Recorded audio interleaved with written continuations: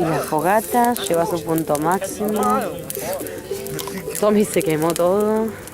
Mirá el fueguito, Este sí para la foto, Hasta hace formas extrañas. Hace forma a fuego. ¿Alguien? ¿Vos estás conectado al parlante? Yo tengo muerto seco. ¿Vos, Katy? ¿Estás Bluetooth, conectada apagá el Bluetooth. al parlante? No. Apagate el Bluetooth. Vos, Nati, no. Es la carpa.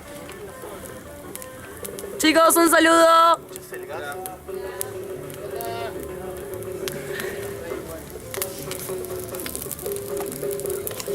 Oh, alto. Tenemos salsa cubana de fondo. Apa. Voy a hacer. No. Todos sus chongos. Las cenas se cayeron por acá, porque yo las tenía. Armé un porro allá yo. 0800. Están allá, por allá, pero no las puedo encontrar, te juro. Mirá que estuve buscando un ratito. Nati instagrameando. Boluda, qué susto. Yo las puse en un costado de las. ¿Qué dice eso de Winnie Pooh? Ahí está, No entiendo inglés. ¿Cómo te sentís? ¿Cómo te sentís cuando no corres un día? Cuando no corres un día, Claro. yo no corro nunca en mi vida. O sea, así me tengo que sentir como Winnie Pooh. Pero la puta madre. Bueno, acá está Jaime, también con el celular. Che, la verdad que no se puede creer.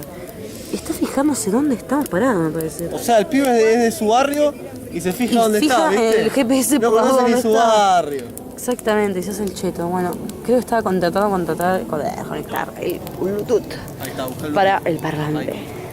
Conectate, Jaime. Ahora sí. ¿No estaba en celu? Ídolo. ¿El parlante dónde está?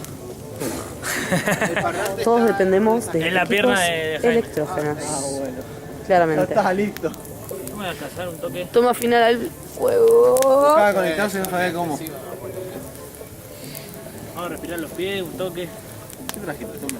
Voy a hacer ahora, voy a hacerlo Todo el día. Voy a Oh, se está incendiando una A. Yo a la tarde me calcé la sofá. Tremendo. No es nada.